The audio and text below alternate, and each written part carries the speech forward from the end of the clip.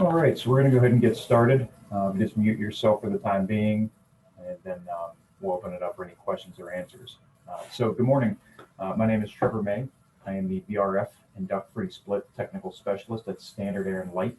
And today what we're going to be covering is the multi-zone, and specific the overheating issues that result from the misapplication of multi-zones. And that typically stems from just a misunderstanding of how we manage our refrigerant with our ductless split systems versus a traditional style heat pump system, and some of the variances that change between the two systems.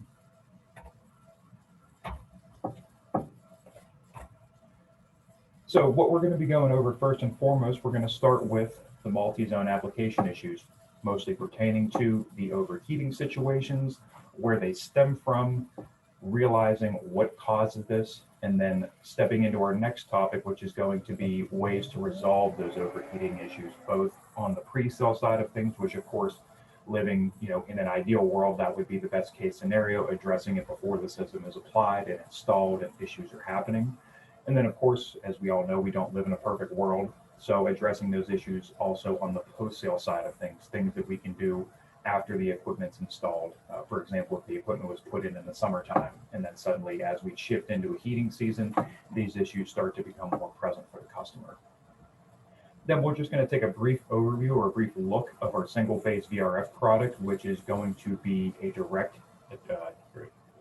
addressing of how we can deal with the multi-zone overheating issues and the benefits that the single phase VRF can have with certain applications that are dealing with overheating issues, such as applications that are an entire house for a multi-zone system. And again, we'll look at some of the advantages of looking at the single phase VRF product, but please don't make that mistake that this class is focused on the multi-zone overheating issues and the things that we can do to resolve that.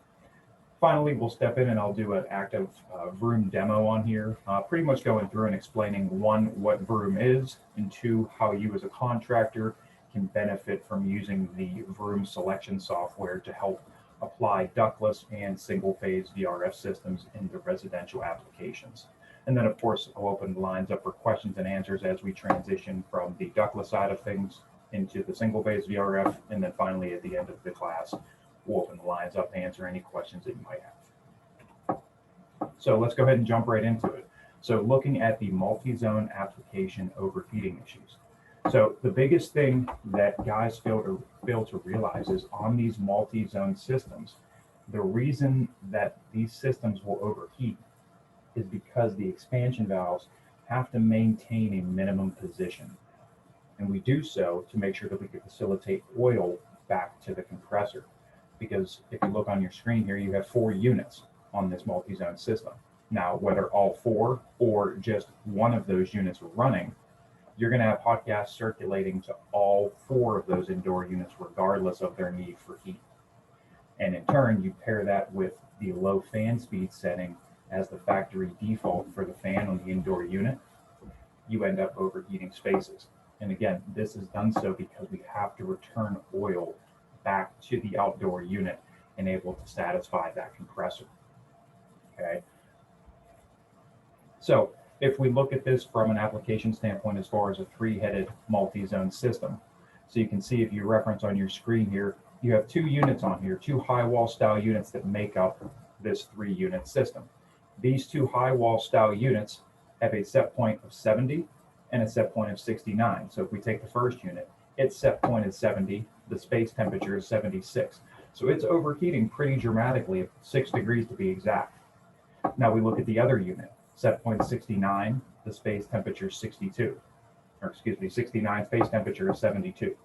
You can see this one is overheating just slightly, but definitely enough that the customer is going to notice that. Okay, so those 2 units are going to be in an area that we're going to call a similar heat demand, such as a first floor and a kitchen area, all on that same level floor. Now, if we take a look at the 3rd unit on there, that 3rd unit we're going to consider to be, let's just say, in a basement or a game room that's below level or below grade.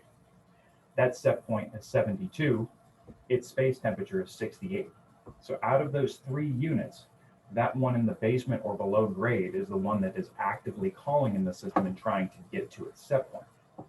However, If we know what we know now about the EXVs having to maintain a minimum position, we're going to flow hot gas to all three of those indoor units, regardless of whether they're calling or not. And again, you pair that with that fan speed running at a breeze speed by a factory default, and those other two units that are currently satisfied at temperature, and in this case overheating, really don't know that they're overheating because we have to send hot gas to the indoor unit. We have to run that indoor fan. Okay, and this is the most common scenario that I personally run into when I talk to guys on the phone. And this ultimately stems back from how that system was applied and not understanding how we manage that refrigerant in the heating mode. So if we take a look over at this next slide, you'll see on here we have three different zones. So same exact system, a little bit easier visually to look at and kind of understand where the issues lie. So we look at zone 1 as being the bedroom.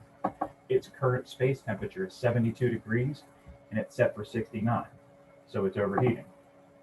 We look at zone 2 as being the common living area, such as the kitchen, dining room, kind of the open concept, which we're seeing in more homes now. Set point is 70, space temperature is 76, so it is severely overheating, especially in an area that's probably going to have the most use in the home of and of itself. And then finally, zone 3, which would be our below grade area, or in this case, our game room.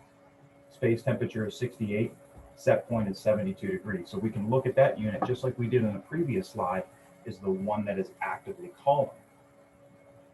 We also can look at that unit because it's actively calling and how we manage refrigerant in the heating mode for the ductless mini split systems. We can look at that unit as being the culprit in causing zone 1 and zone 2 to overheat because the system has to run, it has to circulate refrigerant, and we know that our indoor fans are always going to run at a breeze speed. Okay. And again, not to repeat myself, but just to really reiterate this, and I want to drive it home, the EXVs must maintain a minimum position. There is nothing that we can do from a refrigerant control standpoint to stop that refrigerant from flowing to those other indoor units, regardless of their call. We have to circulate oil back to the compressor, and of course, that's because we have such a wide range of piping length. Of course, depending on the tonnage of the unit, larger tonnage systems, you can get up to 328 feet. So we have to be able to circulate that refrigerant and, more importantly, oil back to the compressor to make sure that it's properly lubricated and that we don't run into a premature compressor failure. Okay. And again, we're looking at this application. We're saying, okay, this application in and of itself is fine, but that basement unit is going to be the root cause on why the other two units are overheating. And that stems from this application. Now, if you look at this scenario, if you were going to apply this equipment, or you were talking with a customer about what the best ideal situation would be to break the system up, ideally what you would want to do is leave the two zones on a two-headed multi-zone system for the upstairs, because they're on the same floor, and more importantly, they experience a similar heat demand. While the basement unit would ideally be located on its own single zone outdoor unit. Now, a lot of guys will look at me and go, hey, that's just not ideal. The customer wants one outdoor unit to serve multiple spaces in their home. And we can do that, but it's not best suited for multi-zone application, just for the sheer fact of how we maintain and manage that refrigerant. And we'll get into some of the options that we have to address those needs. So, looking on the pre-sale side of things, so what can we do to prevent these misapplication issues? Well, first and foremost, we want to make sure that equipment is sized correctly for the space that it's serving. So we're looking for our room by room load calculations and not the block load. Now, if you're familiar with ductless and you've dealt with ductless, regardless of whether it was a Carrier system, a Mitsubishi system, a Daikin system, you should know that how we size this differs completely from how we're looking at a traditional forced air residential system.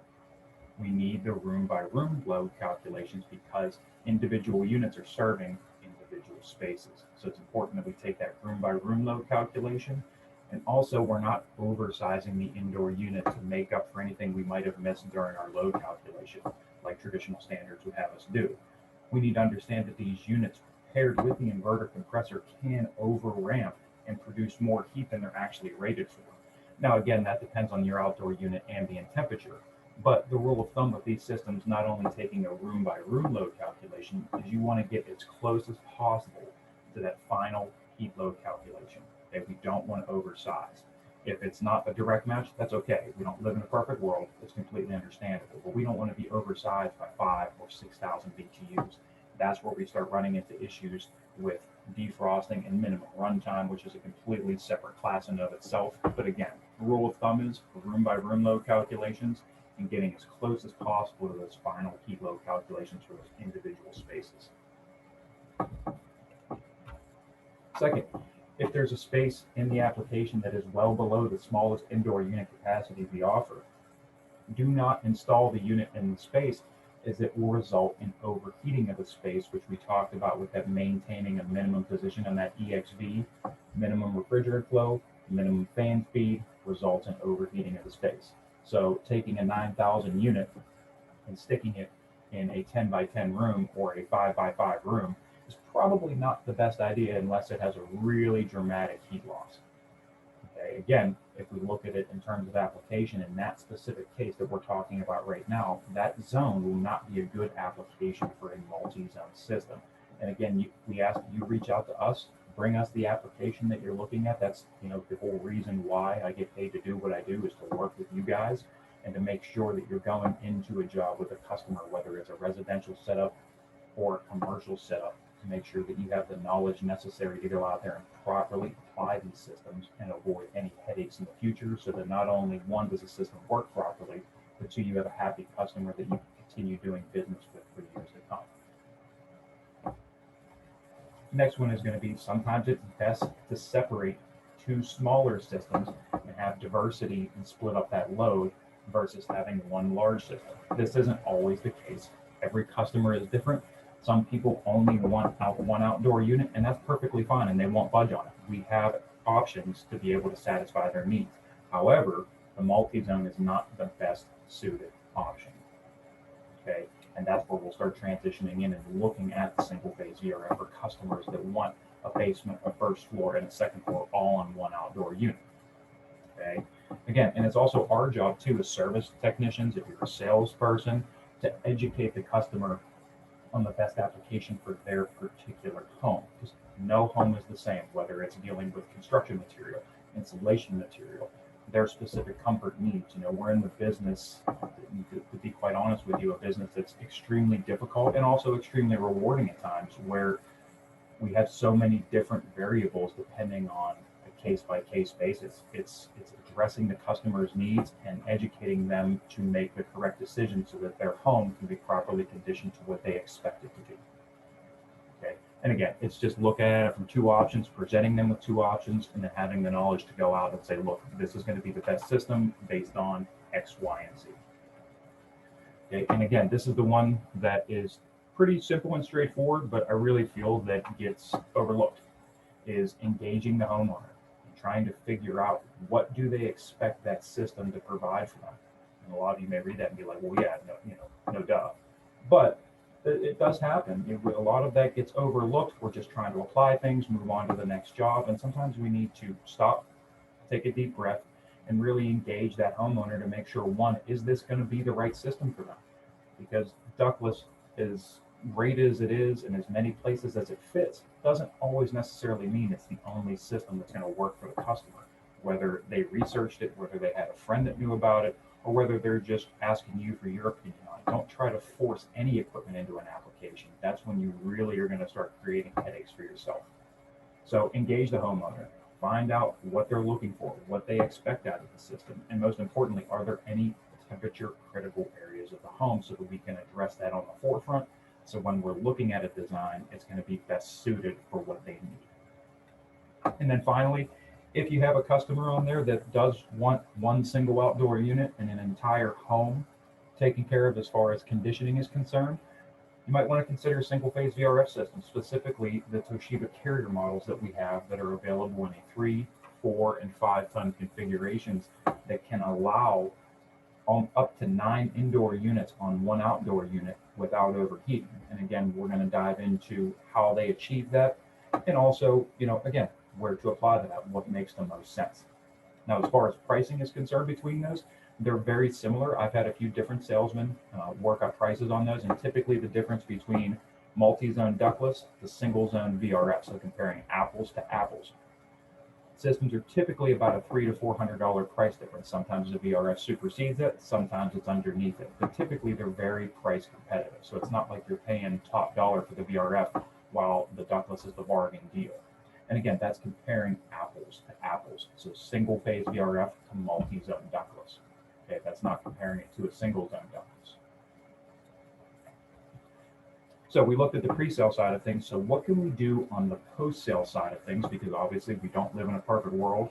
Systems get misapplied, issues come up, and it's our job as service technicians to go out there and be able to address those issues. So the first one, and the one that I'm typically going to default you to if you call me on the phone and bring an overheating issue to my attention and we start narrowing things down, is going to be shutting the fan speed off after the unit reaches set point and relocate the return air thermistor away from the indoor coil, only on the high wall style units. So that is the 40 MHH, the 40 MAQ, and the 40 MPH, which is our low, mid, and high tier series high wall.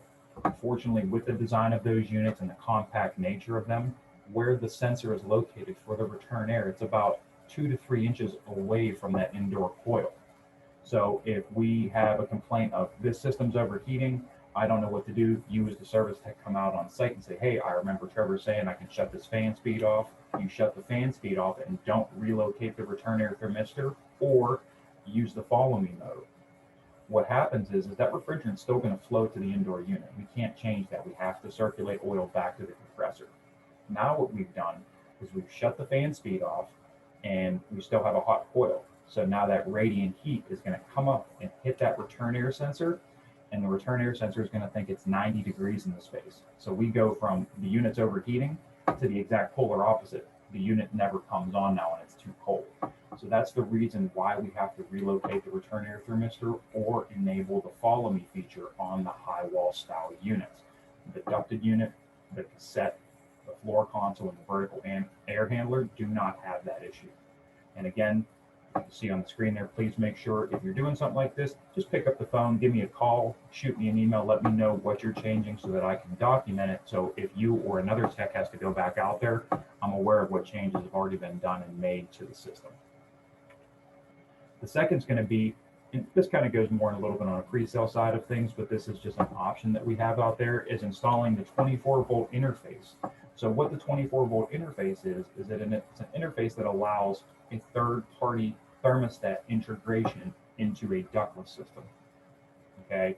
Now, as a default, when this interface with a third-party thermostat, such as an Ecobee, Honeywell, a Nest, whatever the customer likes or is comfortable with, you can get into that system, and now it reads from the thermostat itself like a traditional system and not at the return air sensor. As a default, all ductless, so true ductless indoor units, high wall, cassette, floor console, ducted, they all read off of the T1 or the return air sensor as the default. Okay, installing this interface with a third-party thermostat now takes temperature at the thermostat. So you can install this 24-volt interface and shut the fan speed off after set point is reached. Typically, I will never tell you to buy a third-party device and then install it on a system to address an overheating issue. Typically, shutting the fan speed off and relocating return air thermistors is the way that I'll direct you. But if you have a 24-volt interface installed and you have a system that's overheating, you can essentially just shut the fan speed off as the 24-volt interface takes the temperature at the thermostat on the wall and not from the unit. Okay, and then finally, if you have a Wi-Fi kit installed on the system, which tends to be pretty popular in most residential applications, there are group configurations which have built-in overheating protection, which we'll cover here in a few different slides. To be 100% honest with you, there are some quirks about it. I personally don't think it's the best action to take at it, but if the customer does have Wi-Fi, it's certainly something that we can be proactive as service technicians to try to utilize to address overheating issues. Okay, so how do we get in the advanced control menu on here? So you ask yourself, why do I need to get into the advanced control menu? Well, this is where you're going to get in to shut that fan speed off after set point's been reached. So if you look on your screen, you'll see a picture of our RG57 wireless remote controller, or the wireless remote controller with the little yellow, orangish on and off button. Okay, so what you're going to do first is you're going to take the batteries out of the back side of the controller, hit the on and off button to clear the screen, and then reinsert the batteries. Okay, it's always important when you're trying to get into this menu, especially with a system that is currently running, that has been powered on, you need to do a hard reset on the remote controller, which is taking the batteries out and clearing the screen. And then you also need to make sure that you cycle power on the system. So pull the disconnect at the outdoor unit, wait 30 seconds, plug it back in. Okay, so both of those need a hard reset. Otherwise, you're not able to send commands from the wireless controller to the indoor unit to make these changes. Second, you are going to press the fan, the mode, and the timer on buttons in simultaneously and hold them in for 4 seconds. After that 4 seconds, you should see an F1, so a frank 1 displayed on your wireless remote controller. Now you are entered into the advanced control menu. I've had it happen before where guys forget to take the batteries out. They hit the mode, fan, and timer on and hold it in, and it doesn't do anything. Okay? If you're having that issue, even if you've taken the batteries out, take the battery out again, start from the first step. Take the battery out, clear the screen, put it back in, mode, fan, timer on, hold those 3 in for 4 seconds, and you should see an F1. From there, you're going to use your temperature up and down arrows to navigate through different F codes and E codes, which is included in the service manual that comes with the wireless remote controller. So there's changes in there pertaining to what we're talking about, which code F4 is shutting the fan speed off after set point. We have ones for heating temperature compensation, cooling temperature compensation, making it a heating only system, cooling only system. There really are a lot of different options as far as what we can change, but typically shutting the fan speed off after set point is the most popular one. So once you've found the code in this advanced menu on there, you're going to go ahead and hit the mode button to enter into that specific code's menu. So we hit the mode, fan, and timer on. We hold that in for 4 seconds. We see the F1 come up on the screen. We use our temperature up and down to navigate to the specific code that we're trying to change. Once we are at that code, we press the mode button to enter into that code's menu. And then we use the temperature up and down to select a specific number setting that pertains to a particular change that we're trying to make. So for example, if we were to get into the F4 code, we hit the mode button to go into it. The first item that comes up on the wireless controller is the number 1. The number 1, if you use the advanced control menu list, is the fan speed shutting off after set point. Number 2 pertains to low speed. Number 3 pertains to setting speed. And number 4 is the factory default. Okay, and again, that information is all accessed on the advanced control service menu feature list. Okay, now when you get to that code for that particular code, so you get into the menu for F4, you see the 1 on the screen, you say, okay, great, that's what I want to do. I want to shut my fan speed off after set point. You see the 1 on the screen, you press and hold the timer on button while pointing the wireless controller at the indoor unit so that you're sending a signal to it. You'll hear an audible beep from the high wall style units, followed by a 0-1 if you changed it to a 1. So if you have a digital display, you're going to see something visual to confirm that that command was accepted. If you do not have a digital screen such as a ducted unit, some of the cassette style units and some of the floor consoles, you're just listening for an audible beep to signify that that command was accepted or the command that you sent from the wireless control was taken by the indoor unit. Okay, once you've gone through that, you're going to do the same exact thing that you did to get in it, to get out of it. So you're going to take one battery out of the backside, hit the on and off button to clear the screen, put your battery back in the wireless remote controller, and then you'll see 76 will come up on the screen. The mode will be in auto. The fan speed will be in auto. This happens anytime that you do a hard reset on the controller. So all you have to do is just hit your mode button back to whatever mode the customer wants it in, set your temperature, set your fan speed, and then just press the on and off button to sync it back to the unit, and the system will start running.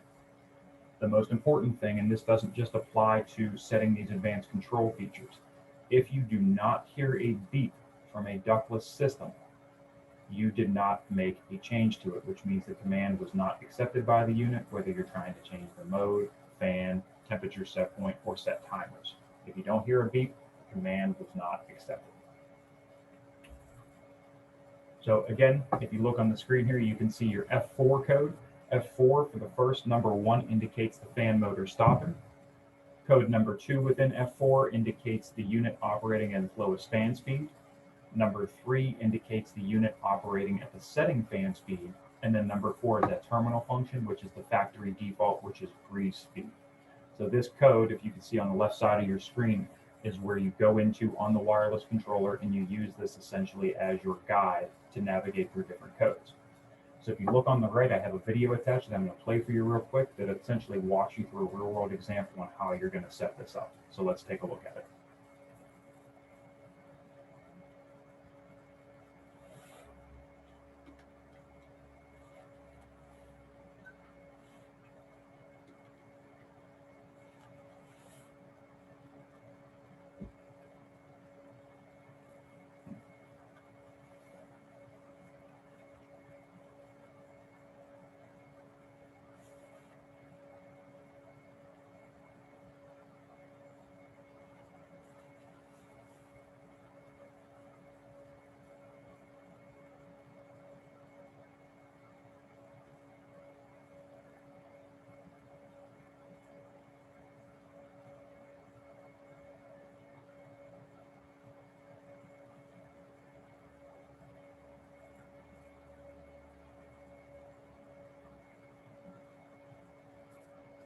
Okay, again, just to reiterate on there, to get into this menu, you need to take the batteries out of the back side of the wireless remote controller, hit the on and off to clear the screen, put the batteries back in. Mode, fan, and timer on, you hold in for 4 seconds. So all 3 of those buttons get held in for 4 seconds. You'll see the F1. You use your service list and your service menu for the wireless remote controller to navigate through. You hit the mode button to enter into that particular code's menu, and then timer on to send that signal to the indoor unit that you're trying to make adjustments to.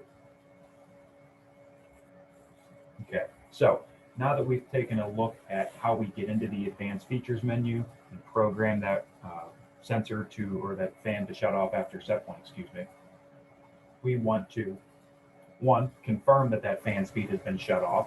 So we want to run the unit through a cycle. You can either let it naturally cycle, or you can crank it up, let the system come on, and then turn it down below set point and see if the fan speed shuts off. Please keep in mind that this is not an immediate response. It's not as soon as the temperature goes below the set point that the fan's going to shut off. There's a period of usually about 2 to 3 minutes that fan will sit there and run and try to remove any residual heat off of the coil, and then the fan motor will shut down. Okay, so again, fan speed set to shut off after set point. You can either relocate the return air thermistor to the right side of the unit through the knockout, or you can enable the follow me feature on the wireless remote controller. Essentially what the follow me is, if you're not familiar with it, is the wireless controller has a built-in thermistor. When you enable the follow me button, and if you've ever seen one of the wireless controllers, there's a little follow button on there. When you press it, you'll hear an audible beep from the unit, followed by a little person icon on your wireless controller to confirm that you're in the follow me mode. And that's something that you can advise your customers to say, this is when you know you're in follow me, and this is when you know the system has come out of follow me if they change a set point or if they don't keep it within line of sight. The issue that I've ran into with follow me is that it hasn't always been consistent, whether it be a lack of inactivity on the wireless controller for 3 to 4 hours where it just drops out of the follow me mode and defaults to the return air sensor, and then the issue returns, or the customer does not keep that wireless control in line of sight of that indoor unit. So you resolve their issue, you shut the fan speed off after set point, you put it in follow me, system's working great. You pack up and leave and go to your next call, customer takes the wireless remote and puts it in the drawer, or their kids get a hold of it and it gets lost under the couch. Then the issue returns. That's why I always tell guys I tend to want to have the thermistor located so there's really no chance, even if it does default back to the return air thermistor, it's going to get a true room temperature reading and not any influence off of that indoor coil when the fan speed is shut off. So if you look on your screen, this is the ideal location. Of course, you don't have to stick the thermistor out this far. This is just strictly to show you where ideally you want to put the return air sensor. So the right side of the unit where the right side knockout is, you shouldn't have to hit any of those knockouts out. You can just feed it right through the little skinny part of that, just so it reads actual room temperature, and then it's away from that coil so it does not pick up residual heat. Now the next photo on there is a picture of a return air sensor that was relocated to the very top side of that unit where the return air comes in right by the filters, as you can see. While this does help keep that sensor away from the coil, that heat is still going to rise and hit that sensor. It just may not be in such an extreme fashion. So that's definitely something that we want to avoid, and not a location that we want to have that sensor in. We want to relocate it to the right lower hand side of the unit through the knockout to make sure that it is not picking up on any residual heat and reading a most accurate room temperature as possible. Okay. Another option, depending on the application, is using these fan speeds in a multi-zone system to configure fan speeds on and fan speeds off to help that heat migrate to certain parts of the system to act essentially like a dump zone. So if you have a unit that's conditioning a garage and you really are not too particular on the temperature that you're controlling that garage to, and you can use that as a dump area, take this example. If you have a first floor unit, high wall unit, space temperature 74, set point 70, okay, that unit is off. But it is overheating because we look back to the original slide when we first started this, and we know that those EXVs have to maintain a minimum position. So both of those units are getting hot gas. Now we look at the basement unit. Set point 70, space temp is 67. So that unit's on. Just like we talked about in the first couple slides, that basement unit is the culprit behind why the first floor unit is overheating, just because of how we manage that refrigerant. Okay. Now, if we look at the basement unit itself, and let's just say it's an unfinished basement, they're not really concerned with it being a temperature critical area. It can kind of just dump heat in there and get as warm or as cool as it needs. It's not really going to affect anything. What you can do is you can go in through that advanced service menu and program the fan speed to shut off on the first floor unit after set point has been reached. And you can leave the basement unit's fan on. What this does is it creates a hotter coil or a warmer coil on the high wall unit, while the basement unit is running its fan, so it has a cooler coil. Okay. Now, if we look at this from I just want to call it like a scientific standpoint, we know the second law of thermodynamics says heat goes from hot to a cold area. So what we're doing is, by shutting one of the fan speeds off, we're allowing that heat to migrate to that ducted unit because its fan's running even after set point at a breeze speed, creating a colder coil. So that's where the excess heat in the system is going to migrate to, and that's how that basement unit becomes the dump zone, and we also resolve the first floor overheating issues. To be honest with you, this isn't going to be for every call. I've had a couple situations where I've had to configure a system like this, explain it to the the technician, and of course then explain it to the homeowner on what we're doing and make sure that they accept it. Okay. Again, we look at the basement unit as leaving its fan running, the area that we don't care if we dump a little excess heat or go over that set point in the space. That fan is running. The area that has the overheating issues has its fan speed shut off, which we do through the advanced service menu. Okay. So, looking at the next item that we do on the post-sale side of things to address overheating issues. If we have a 24-volt interface installed, or if we're looking to add one on, or we're looking from the pre-sale side of things to apply one to a system. All this is essentially is an interface between the ductless outdoor and the ductless indoor unit that allows us that third-party thermostat control. This is compatible with any 5-wire non-heat pump thermostat. So we do not use the O terminal to energize the 4-way valve. We use the W1 terminal to send out that signal to run heat while one is cooling. Okay, so traditional non-heat pump 5-wire thermostat. Okay, as a default, the room air is now taken from the third-party thermostat, as you can see here with the Ecobee. Okay, this is also a really great way to provide customer with a Wi-Fi option for a ductless system on a thermostat, or even a Wi-Fi app that they're comfortable with, such as the Ecobee. Okay. Now, more importantly, addressing the overheating issue, now we're taking room air away from the coil without having to relocate a return air thermistor, which is great. But now we need to make sure that we shut the fan speed off on that particular indoor unit. Both of these combined together resolves the overheating issue. And finally, looking at the customer has Wi-Fi, and we're trying to address these overheating issues without relocating return air thermistors and not adding in any additional accessories such as the 24-volt interface. If they have the Wi-Fi app, they can log into their Wi-Fi app, and in the settings feature, there is a group control. If you click the group control and put the systems or the indoor units on that system in the group control, where they're all controlled off of one single call for heat and one for cool, the system will automatically monitor the T1 or the return air temperature sensor. So if you look at the first example, you have 3 units. 2 of them are in an active call for heat. 1 of them is satisfied, but the app realizes that it's overheating by about 4 degrees. So what it does is it puts the other 2 units in standby and stops their call for heat and switches the unit that's overheating into cooling until it at least gets it at the set point within plus or minus 2 degrees. Once it's back at that set point, all 3 units return to an active heating call to maintain temperature. While this may sound great, it's really not. This does cause a lot more issues than it actually addresses. And it's not to put down the Carrier Wi-Fi. I personally just don't believe this to be the best option that you can take. I have done it one time with a customer, and I haven't heard back from them, and I don't know if that's a good thing or a bad thing, but it has worked on the one and only circumstance that I've tried this on. But again, you can see there are definitely issues, obvious issues that can happen by shutting 2 other units down, switching the system over to cooling to try to satisfy the overheating and bring it back to a comfortable temperature, and then re-engaging everything in heating. It's not perfect, but it is something that we have to be proactive with the service techs to try to address the issues for the customer.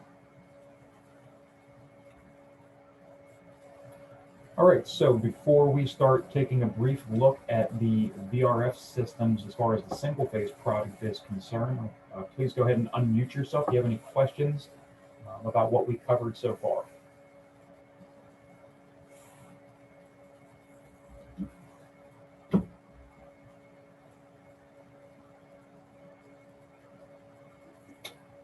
All right, so let's go ahead and dive into the VRF product. So this is going to be applying and rethinking how the single phase VRF system is used in a residential application. Now, when we talk about the VRF systems, we're not talking about the ones where you think of about heat recovery, because there are 2 different types of VRF systems. There is a heat pump, which is all heat and all cooling, or a heat recovery, which everybody associates that with, or that simultaneous heating or cooling. That's typically on a light commercial to a heavy commercial standpoint. What we're looking at is a heat pump. Just like a ductless unit, it's either all heat or all cooling.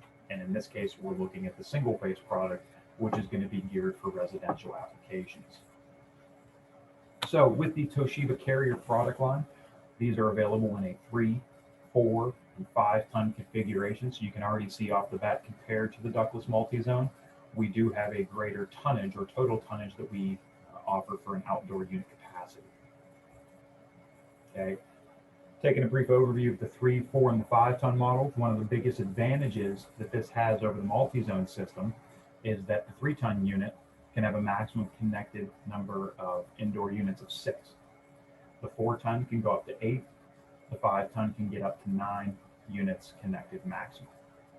The units are rated down to -13, and at -13, they will give you roughly about 70% of the rated capacity. So it is quite efficient at those lower temperatures. And at 5 degrees, we offer 100% heating capacity. Now, again, that varies depending on the tonnage that you're using, but we have a couple slides on here where we'll take a look at and see how we derate at different temperatures compared single phase versus multi-zone. So looking at the outdoor unit stand on here, just wanted to put that information in there. This is the actually ground mounted stand, not the wall mounted stand, that will work with the single phase outdoor unit. So if you want to take a screenshot or write that part number down, that is QS Quinn Sam Michael Sam QSMS 1201. So looking at the unit itself, you can see it bears a striking resemblance to the larger tonnage 3 and 4 ton ductless multi-zone systems with those dual vertical fans.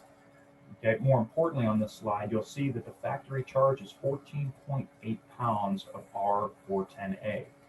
Unlike the ductless systems where those are based off of 25 feet and then anything over that 25 feet is going to facilitate an additional refrigerant charge. These systems, that 14.8 pounds is good for 0 feet.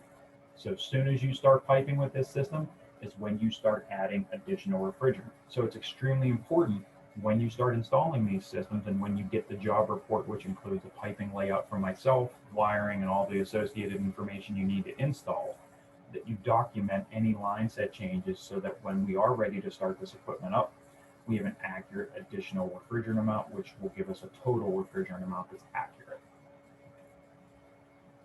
The indoor unit offerings, we do have a nice advantage over the ductless style systems. We do offer our ducted units, which not only are just a mid-static, but we offer a low static, which is 0.2 inches of static pressure, which is designed as a straight shot, a 1-to-1 without branching. We have a mid-static unit, which will get us up to about 1/2 inch of static pressure, and then a high static unit, which will put out roughly about 1.1 inches of static pressure so that we can have multiple takeoffs. We also offer a true floor console exposed, which you see on your screen here, and we also have one that is recessed for window seal applications. If you look under the floor console unit, we have a dual floor console under ceiling. So this personally is one of my favorite units. It's dual purpose. So not only can it be hung underneath the ceiling to reduce floor space, but it can also be used as a floor console. And personally, I think it's more aesthetically pleasing than the true floor console that you see above it. We have our high wall style units. They differ a little bit. They just don't have a digital display in the middle of the screen. They have an infrared receiver panel on the right side, but essentially are the same thing. We have cassette style units. So we have a 2x2 design and a 3x3 design. The 3x3, which we call our standard cassette, has outside air intakes on there so we can introduce fresh air into that cassette unit. Of course, it has to be pre-treated. It can't be raw outside air. But this is something that we can do in partnership with an ERV to help meet local code and also introduce fresh air so the customer has a healthy home.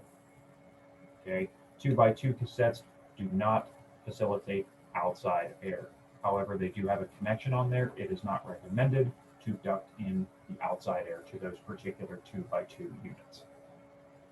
We have our vertical air handling style units, which I personally feel is going to be a big advantage in the residential market because essentially it's a direct furnace replacement, and we also offer backup heat on there as well for auxiliary.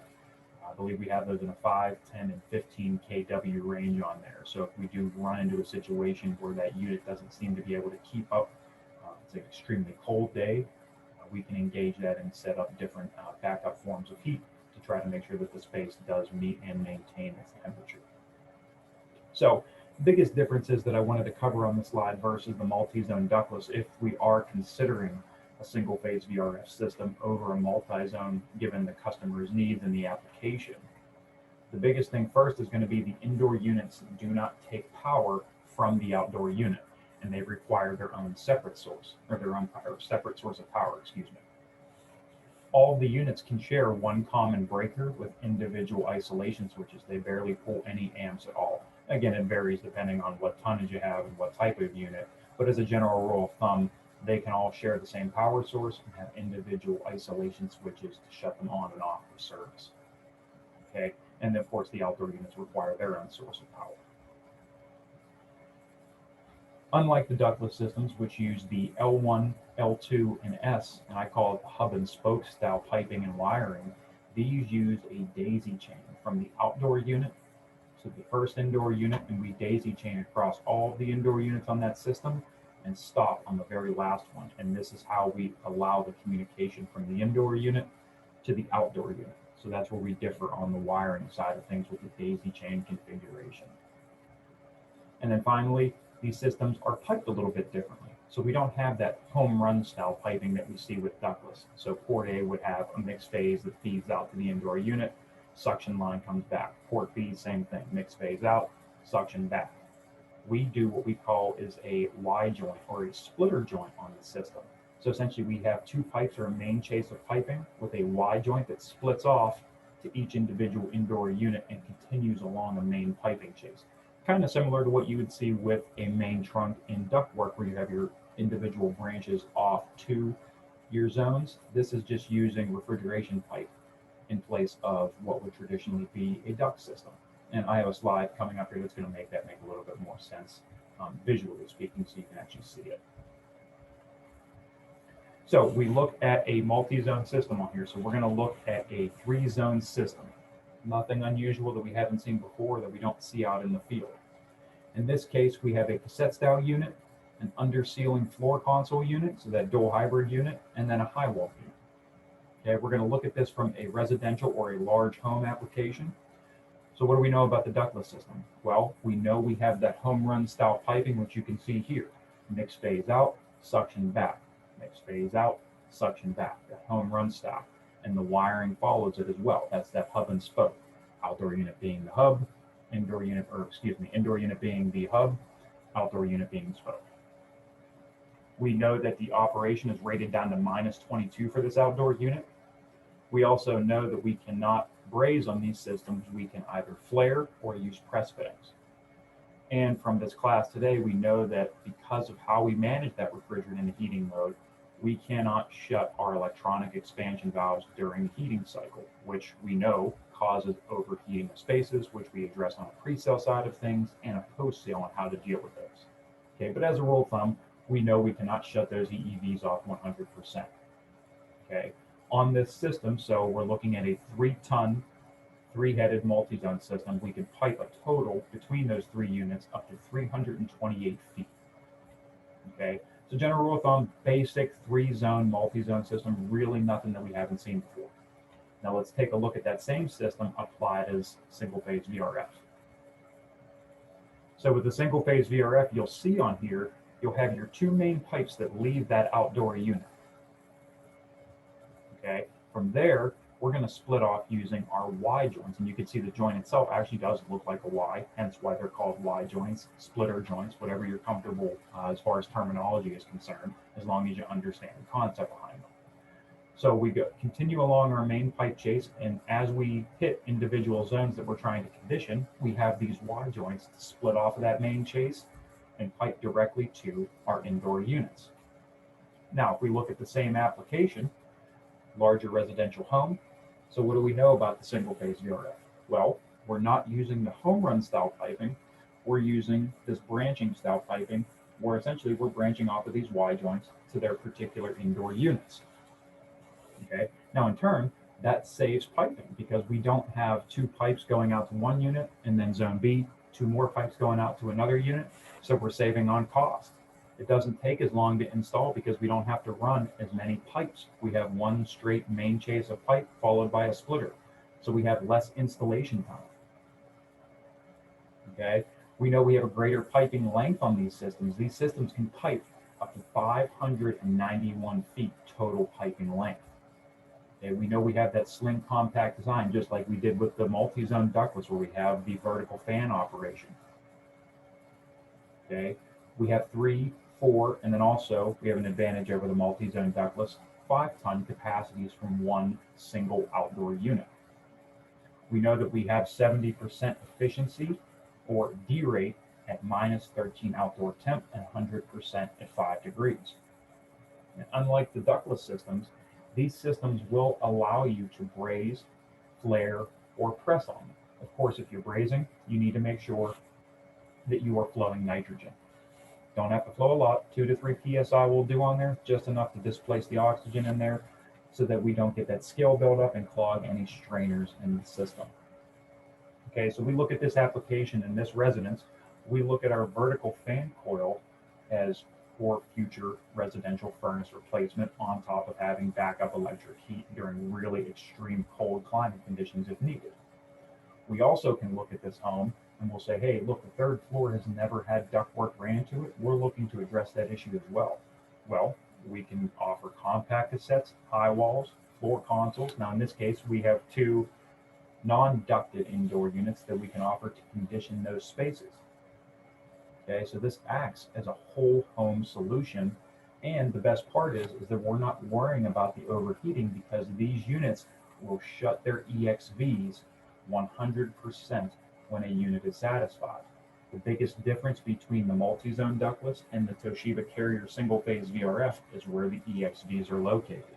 On the multi-zone, we know that they're in the outdoor unit. We know they have to maintain a minimum position. On the Toshiba Carrier single-phase VRF, the EXVs are at the indoor unit and they will shut 100% when that unit is satisfied, which means we're not circulating hot gas through a coil that isn't calling. And because we don't have to circulate that refrigerant through that indoor unit, we don't have to run the compressor at a higher frequency, so we can ramp it down, which saves costs. So not only are we addressing an overheating issue, we're actually becoming more efficient because we don't have to ramp the compressor up to try to flush any oil back. We have built-in oil recovery based on temperature as needed. Okay, so those are going to be the biggest differences between the multi-zone ductless and the single-phase VRF. Okay, and again, just to show you on here as an overview, if we have the same system with those 3 indoor units, we have a set high wall and another high wall on there. We'll look at the first units and work from left to right. First unit set point is 72, the space temp is 70. So we know that this has an active call for heat. The indoor unit talks to the outdoor unit and says, hey, I need hot gas. The EXV opens up, allows the hot gas to flow to the indoor unit to satisfy the set point. We go to the next unit, our set point 70, our space temperature 70. The unit realizes that, says, hey, I'm satisfied. I don't need any refrigerant. EXV stays 100% shut. We look at the furthest unit on the right in our last unit, set point 67, space temp is 67. Just like we've seen with the middle unit, unit talks to the outdoor unit and says, hey, I don't need any refrigerant. I'm satisfied. EXV shuts 100% off. This Toshiba Carrier single-phase VRF system is a true zone VRF system where we can have different variances in temperature through different parts of that home while not overheating and returning oil to the outdoor unit. Okay, again, just one of the advantages. It's not to say that, oh, VRF is going to take over the residential market and it's going to, put ductless equipment out of the market. That's absolutely not true. This is just another tool that we have in our belt and another option that we can present for our customers.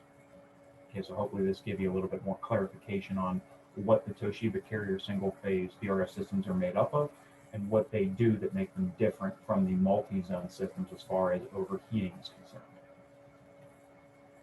Okay, so we looked at the single-phase VRF product. We talked about the multi-zone overheating issues, what causes them, what we can do on a pre-sale side of things, what we can do on a post-sale side of things.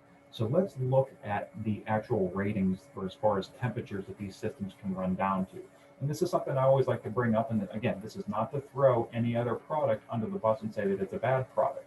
But to me, it shows the relevancy of the Vroom selection software for ductless and VRF systems, not only from a distributor standpoint for what I do, but also for you guys when you're trying to build a system out to get an actual D rate on the equipment, depending on what you're trying to design it for. So let's take a look here. So we look at the single phase VRF system, 4-ton outdoor unit with 2 2-ton high walls. Okay, at 0 degrees, this system is going to give us 44,514 BTUs at 0 degrees. And you'll see each individual unit will derate down to 22,257 BTUs per indoor unit. Now we switch over and look at the duct list. Same system, 4-ton outdoor unit, 2 2-ton indoor units. At 0 degrees, that 4-ton derates down to 29,431 BTUs. And each indoor unit, in this case our 2 tons, will derate down on the heating side to 14,716 BTUs. So you can see, comparing both of these products, you can see which one clearly wins as far as the derate goes. VRF system takes the cake on this one. Now, mind you, if you look at this strictly from a marketing standpoint, the VRF is only rated to -13. The 4-ton ductless is rated to -22. So just because it's rated to -22 doesn't mean it's efficient at -22. It's great for marketing, but it really confuses a lot of people on what the systems can actually do at different temperatures. So again, I really want to drive this point home. Using the selection software is extremely important to get an actual derate value based on a design condition that you're looking to design at. Okay, let's look at the same scenario. So the VRF system, same style, same tonnage, 2 2-ton indoor units, 1 4-ton outdoor unit. Now we're going to design these at the VRF's absolute limit, which is -13. So you can see at -13, the 4-ton system will derate down to 32,369 BTUs. The indoor units So the two-tonners will derate down to 16,184 BTUs each. Now we look at that same system, same design condition, same tonnages on the outdoor as we have on the indoor. That system is going to derate down to 25,796 BTUs, while our 2-ton indoor units derate down to 12,898 BTUs apiece. So you can see even at -13, the VRF system produces more BTUs than the ductless system, even though the ductless system is rated lower as far as operation performance. That doesn't mean that it's efficient. Again, I really want to drive that point home, guys. Use the room selection software. It's a great tool, and it's something that can make your life a lot easier and help you avoid mistakes and issues in the future. So we look at a generalized overview and the advantages of using the room selection software. So we know that we can enter specific design conditions for cooling and heating times of the year so that we can get an accurate derate. This also provides you with the ability to calculate an additional refrigerant charge based on line set length. If you're dealing with a VRF system, and I'll just use the larger commercial jobs that I deal with on a regular basis, when guys call in and are getting ready for startup, this is where I ask them, hey, what is your total piping length, or can you send me an updated report of the job report that I sent you so that I can update these line set lengths so that I can give them an additional refrigerant charge. This is how I do that, through the room selection software. We can create reports and send to customers. So we can create Excel reports. We can do PDFs of piping and wiring diagrams. If you're involved with AutoCAD, we have AutoCAD files, Revit files. We can generate submittals. So pretty much this is one-stop shopping as far as everything you're really going to need, not only from a sales and quoting point of view, but also a service point of view to access anything related to the system you're designing and working with. We have built-in minimum and maximum piping lengths. So this acts as a fail-safe. And I'll be 100% honest with you. I've been dealing with this product, at least at Standard Air, for the last 3.5 years. And that entire time, I've never memorized the minimum and maximum lengths. I do know them just, from dealing with the product, but I don't know all the intricacies as far as vertical height and all the little intricacies as far as piping. This software acts as a fail-safe for that. So if you're below that minimum piping length required or a vertical distance, it's going to throw an error code and say, hey, this doesn't work, you need to reconfigure it. Or on the opposite side of things, hey, this is too much, it won't allow you to do it, you need to go back and reconfigure. So it takes the guesswork out of applying the equipment. And that, again, that works both for the ductless and the VRF side of things. As I stated before, we have our outputs for the wiring and piping diagram on there. And then also this will give you your refrigerant pipe diameter based on the line set lengths. So again, more so with the ductless systems, line set lengths are typically taking off of the indoor unit in relation to its tonnage. So for example, if we look at a 9,000 unit on this screenshot, you'll see the 9,000 unit has 3/8 and 1/4 inch line sets, while 12,000 has 1/2 inch and 1/4. So the ductless pertains to the tonnage of the indoor unit.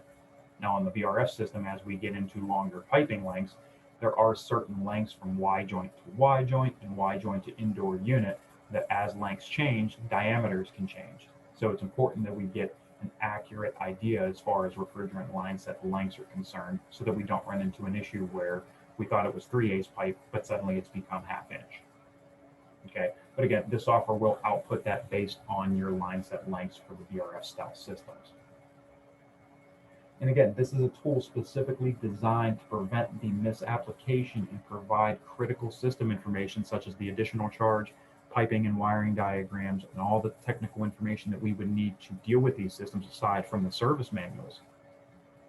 The whole reason for the software is to take the guesswork out of it. This is a tool, and this is a tool that can be your friend and help you benefit from using and applying VRF and ductless jobs. So what I'm going to do now is I'm going to hop over into the room selection software. So just bear with me for 1 second. I'm going to switch my screen.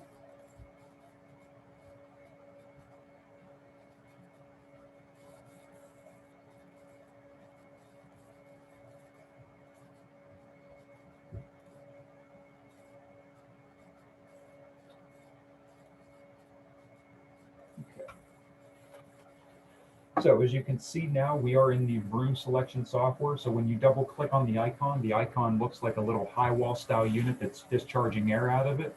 When you click on that, you'll see a little prompt come up that's going to ask you, are you choosing a Carrier system or a Toshiba Carrier?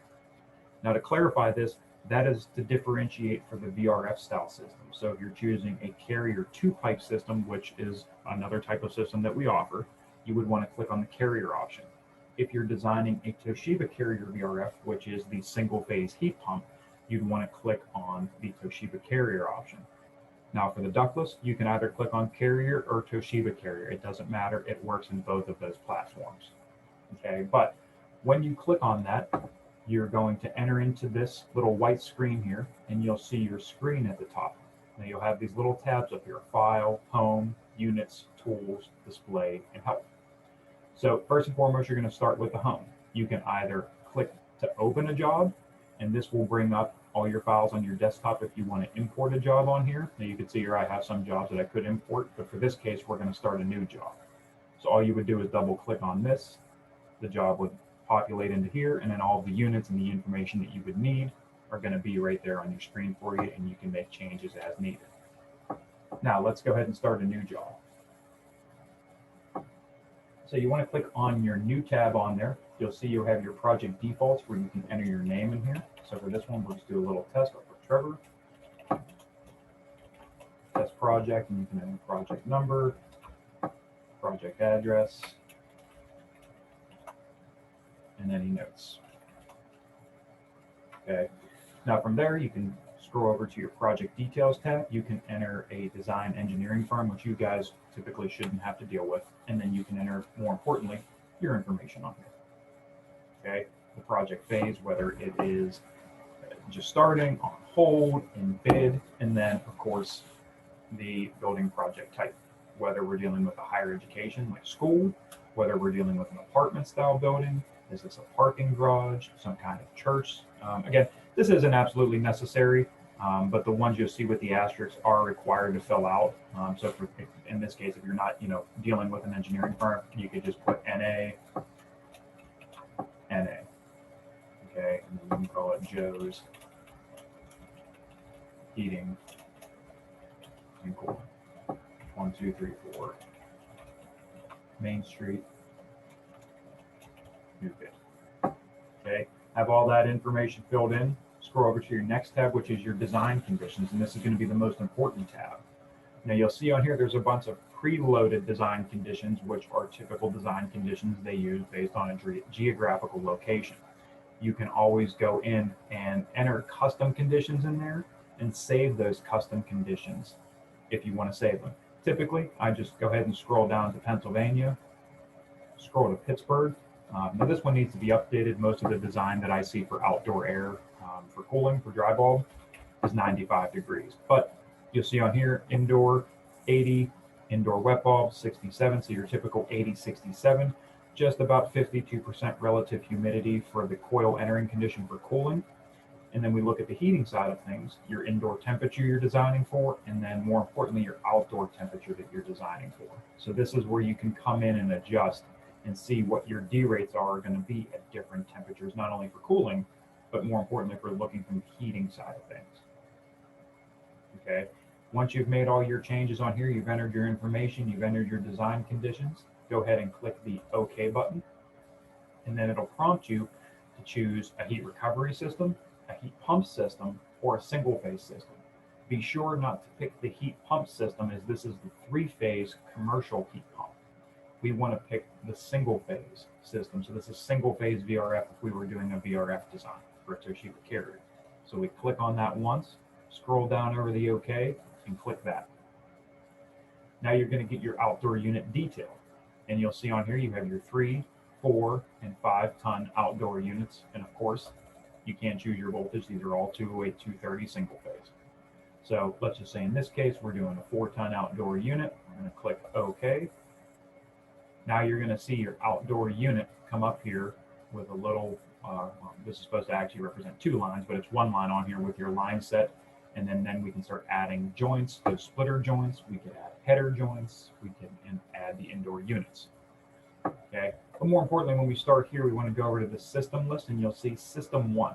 If you right-click on this, you'll see you can either add a new system to this list. So if you're doing multiple units, you can duplicate the system, you can remove the system, you can convert the system. Now in this case, it's already a heat pump, so there's nothing to convert it to. This is typically if you were designing a heat recovery system or trying to apply a heat recovery system and you wanted to switch it over to a heat pump, you can use this tab to do so. You can do the rename tabs. So if you want to go in here and say, you know what, I want to call this VRF-1, left click, and then now you've renamed it. So remember, you right click that, get you into this menu, and these other options on here, to be honest with you, I really don't foresee anybody else using. These ones, add new system all the way down to rename, are the most common ones that I would expect you guys to use when you're trying to build something out. Okay, then from there, once you've got your system named, you're going to go up to your tab here, and you're going to go click on your units tab. Now, if we work from left to right, you'll see that there is a header joint, a Y joint, and then all of our indoor unit product line on here. Now you can click on one of these. So in this case, we'll do a Y joint. Click on it, drag it down to that little empty space, and then release. You'll see you'll have a Y joint. It'll ask you for piping length, any bends in the pipe. So when we talk about bends, we're not talking about long curves. We're talking about a 45-degree fitting or a 90-degree fitting. That is considered a bend. So once you have that, go ahead and hit OK. And now it's split off and you have 2 indoor units that you can hook up. Okay, an easier way that you can do this is if you come in here, instead of dragging and dropping, you can hover over this with your mouse, right click it, you can insert a component. If you click the insert, it automatically puts the Y joint in. Okay, so let's say you want 3 units. So you're going to come down here, right click it, insert. Now we have 3 spots open for 3 indoor units. Now what we're going to do is go back up to that same tab, and we're going to go ahead and choose a cassette style unit. Let's say we want to use a compact cassette. We're going to left click, drag and drop. And let's say we're looking for a 9500 BTU unit. And you can come in here and name, you know, a room name. So let's just call this test room. We'll call this indoor unit number 1. Okay, and you can also enter your piping, bends, and then height of the indoor unit. And when we talk about height of the indoor unit, that's in reference to where the outdoor unit is located. So if the outdoor unit's on the roof or if the outdoor unit's below, will dictate the actual vertical height. And you can also choose your fan speeds. By default, it's set on high for the max CFM, which typically is where we want to set it anyway. Okay, now if you come in here and you look down and you have 2 tabs, you have a model info, which we're currently on, and a controls. Click on your controls tab. You'll see there's different grouping configurations depending on how many units you have. And then more importantly, your controller type. So you have a programmable wired controller. You can choose between a simple wired remote, which essentially is no programmable features, and you have on and off fan speeds and error codes, and that's all you can get. Or you can do a 24-volt interface, just like we've seen on the ductless system. These VRF systems can take a third-party thermostat, such as an Ecobee, and integrate it into that indoor unit for control. So the customer has a wired controller that they're comfortable with and that they know. Okay, and then you can also choose a secondary controller. Now in this case, we have an interface on there, so that's not going to allow us to do that. All right, so once you're done on there, you're going to go back to your little tabs here, click on the model info, and then the last one I want to walk you through is your accessory list. So if we click on this accessory list, you'll see on here we have a bunch of different connections on here. And again, you can choose things that aren't necessarily applicable to what kind of system you're dealing with. So it's important to know what you're looking for. So you can see on here, there's connection cables for flow selector boxes, a grill, a standalone receiver, a connecting cable for a button sensor, a bunch of different options that we have on here. If you have any questions on this, because it would take me forever to try to run through everything, you can always pick up the phone or shoot me an email or screenshot it and send me an email and say, hey, look, I'm not sure exactly what this is or what I need to include with this indoor unit. Excuse me. So once you've made your changes on there, you've got your tonnage selected, tag reference, room name, all the goodies that go along with the unit, go ahead and click your OK button, and then your unit will populate. Okay, now you'll see on here, let's just say we had another 9,000 unit that we wanted to add to this system, and we don't want to go through the drag and drop process. just like we did with this Y joint where we right-clicked it, we're going to right-click that indoor unit. Instead of insert component, we're going to hit copy component. Okay, so we're going to copy that component, right-click on the open space that we're trying to put the other unit in, and hit paste. Okay, so you'll notice it copied the tonnage, it copied the room name, but it didn't copy the indoor unit number. So let's double-click on this unit. Notice everything's the same in here. All we have to do is just change this indoor unit number to 2, and there we go, and it's a lot quicker way to put it together. Okay, now let's just say that we wanted 3 9,000 units on here. So we did the same thing, we copied, we pasted, we went in here and changed this to indoor unit number 3.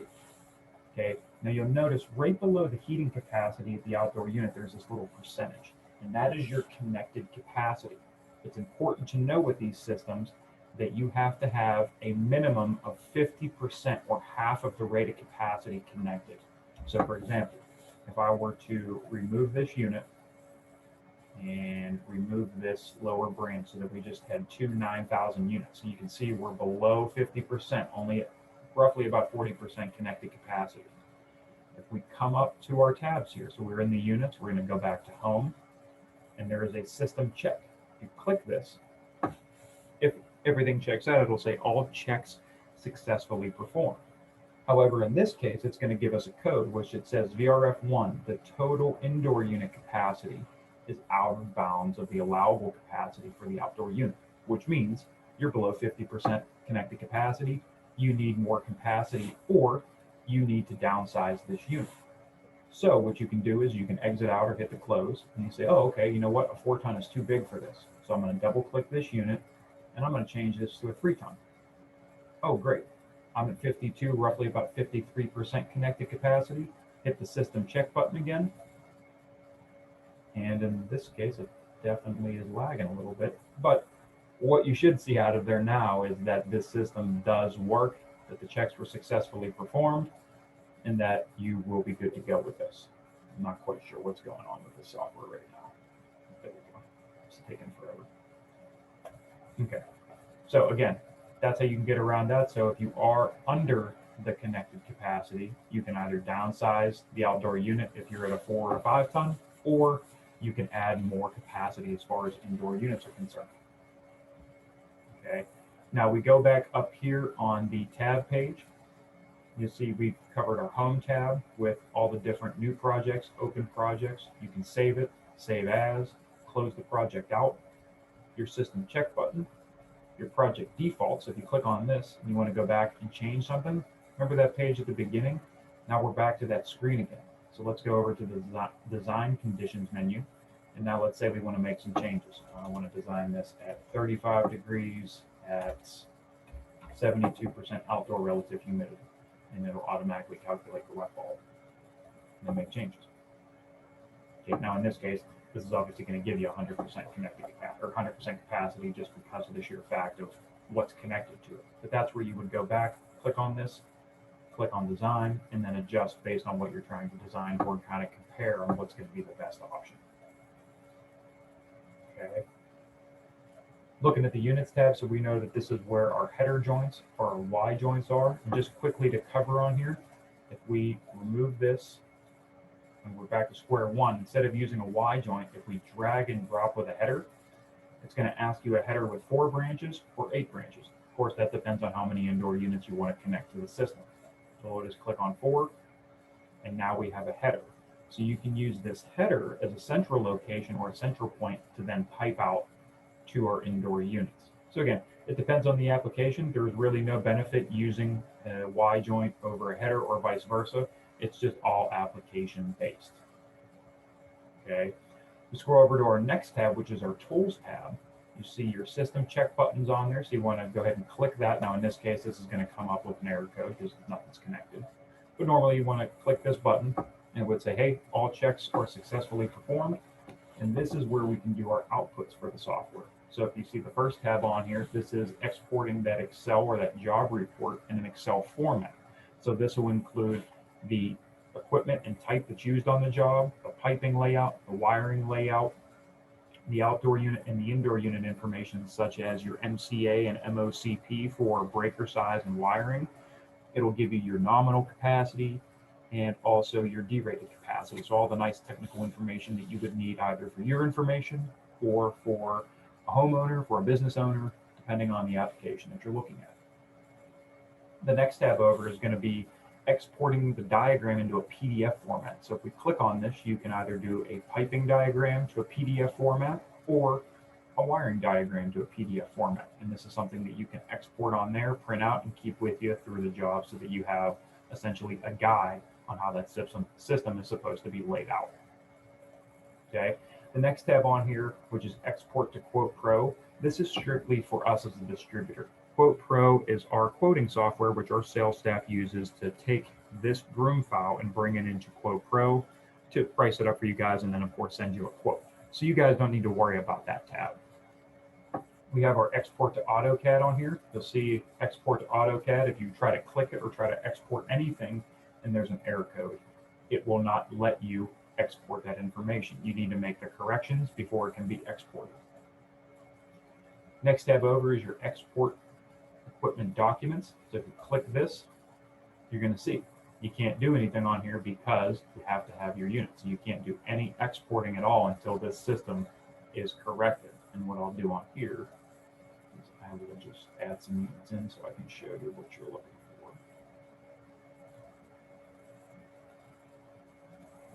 Okay, so we go into our Tools tab where we were, hit the System check. Hey, great, all checks successfully performed. So let's go over to export those equipment documents. You can do spec sheet documents, or if you don't want that, you can uncheck it and just do your submittal documents. So if you want to get submittals for the indoor units and the outdoor units. Okay, we have Revit files on there, which you guys shouldn't be worried about, so I would tell you to ignore this tab. And then finally, export all documents. So if you want to do the Excel project summary, you want to do piping and wiring diagrams, you want to do spec sheets, and any Revit Autodisk files themselves, typically uncheck this, uncheck this. This is typically what I export out of the project, but you do have the option to have everything. Okay, come over to your centralized controller view. So we look up here and we say, okay, we're still on our Tools tab. Scroll over to the central controller view, click on that. Now in this case, with the single phase VRF, typically you're not going to have a centralized controller such as the one you see here, which is a touchscreen. Don't worry about this displaying on here. This doesn't mean that it's included in the system. It only becomes included in the system when you double click on it and hit add a line. So now it's trying to connect. Or you can come over here and hover over your centralized controller list, right click it, and delete it. Okay. Either way, it's not going to be added into the system unless you physically go in and add a line. Now, if you look at the next tab over, this is our wiring diagram. This is going to essentially be the output that if we looked at the export diagrams to PDF, this is what it's going to export it as. So it shows your outdoor unit and all of your indoor units. It also shows the wiring between the outdoor, the indoor. It'll give you the wire gauge size and the name of that particular control bus, not only for the outdoor unit to indoor unit, but from the indoor unit to your wired wall controller. Okay, so this is a really nice view to have to let you know, hey, this is the wire size that's appropriate and allowed, and also the terminal connection where I need to hook these up. Okay, so click Design View, then we go back to where we were at before. Okay, again, before you do anything, always hit the System check on there. Now, let's say we were building a VRF system like this, but we wanted a ductless system to compare it to. Okay, what you can do is do not hover over the VRF, but go in the white space and right click. You'll see Add a New System. If you hover over that, you can now go down to the ductless option. You can either do a single zone or a multi-zone. So we want to click on the multi-zone, and now here are our multi-zone equipment. So we're going to build something similar. So we're going to choose a multi-zone 3-ton outdoor unit. And then there's your ductless system. Okay, just like we did before, we want to rename this, let's just say DLS1. Right click this, hover over to rename, DLS-1. Left click. There we go. You name your system. Now you have your two options. Same thing you did before as you were adding units for the VRF system. You're going to go back to your Units tab. and you're going to choose the units that you want to add in on this. Now in this case, I think I did 9,000 cassettes. So we're going to take this, left click it, drag and drop. We're going to pick 9,000. We're going to name this indoor unit 1. And just like we did before, if you don't want to drag and drop everything, you can right click the unit, copy it, paste it. Right click, paste. Right click, paste. Okay, so in this one, we have four cassette style units. This one has 4 cassette style units. Now this is where you can click back and forth to compare and see what the D rates are going to be and what the better option is. Okay, now you can see in this one, the ductless system, based on the outdoor temperature that I have in for heat, this one D rates at 38,289 BTUs, while the VRF system D rates to 34. But you also need to be aware of that this is over a connected capacity, so 100%. So it's over 3 tons of capacity that's connected to a 3-ton system. So that's why you're going to see a little bit of that D rate on there versus the ductless system, which performs just a little bit better.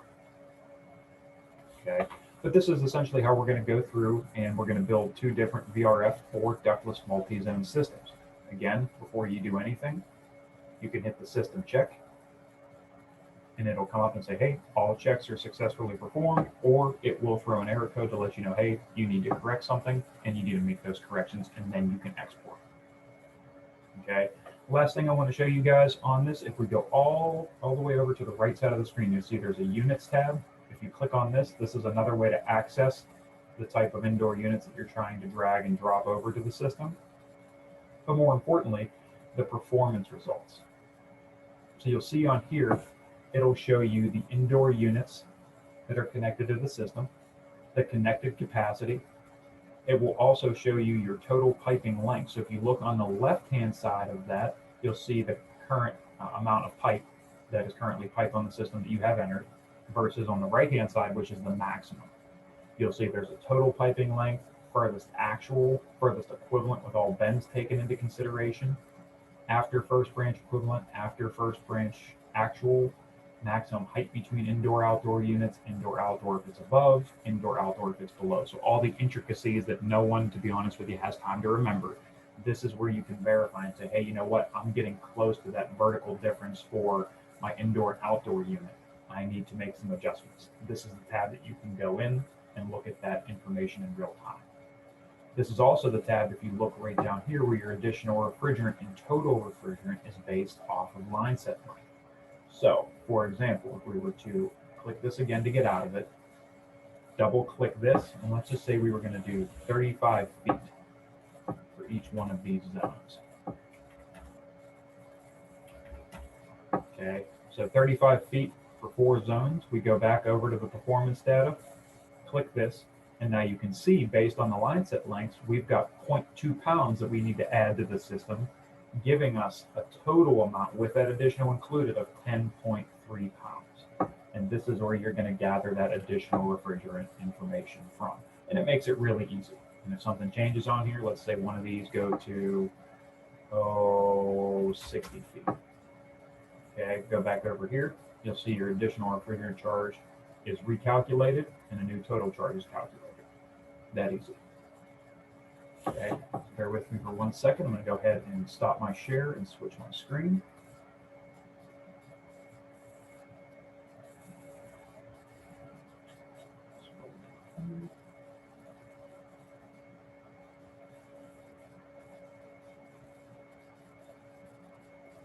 Okay, so that is basically Vroom in a nutshell, guys. That's a really great software. It does take a little bit to get used to, but I will tell you, it's just like with anything else, the more that you try to apply it and get familiarized with it, the easier it becomes. And the easier it becomes, it makes your life a whole heck of a lot easier, because you now have this tool at your disposal to be able to design and understand and see an accurate D rate on a VRF or a ductless system, and also to help you make the right call based on the customer's requirements and also the application that you're dealing with. So that's what I had for you guys. Please feel free to unmute yourself if you have any questions on anything, or if you want to revisit a particular topic that we talked about or something that makes sense. Now's the time to do so. The floor is yours.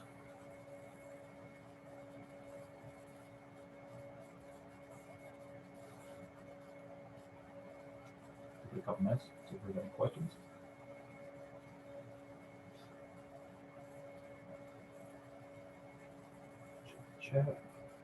Chat.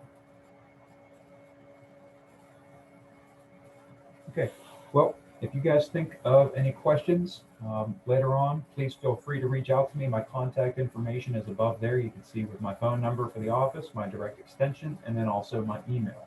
One thing I always like to stress to guys is that while I am your first point of contact, I am not your only form of contact. If for some odd reason I'm out of office, I'm in the middle of a startup, I'm on vacation, or I'm just sick and not able to talk, the 3 extensions below for Bob Freed, John Homan, and Lee Peterman, those are the 3 gentlemen that make up our service department here at Standard Air. They are equipped to support you both on the VRF and the ductless side of things when I am not available. John Homan is the department or the service manager, and Bob Freed and Lee Peterman back him up with all the technical service information that Standard Air Lite deals with. So again, if I'm not available, those are going to be your points of contact with their direct extensions available for you. If you need to get a hold of a product manager, I have both the Ductless and the VRF product managers on there. So if you have any particular questions or you just need to get a hold of them for whatever reason, there is their number, extension, and direct email. So just give you a second. If there's any other questions out there, please feel free to speak up.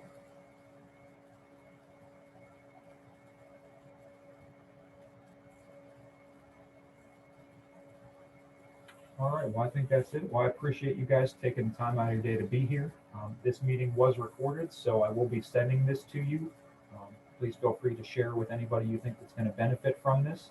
And hopefully you guys took something out of this. And again, if you have questions, please feel free to call me or shoot me an email anytime, and I'd be happy to clarify or be able to give you any information that you need on these jobs, whether it pertains to VRF or ductless equipment. All right, guys, thank you very much. Have a great day.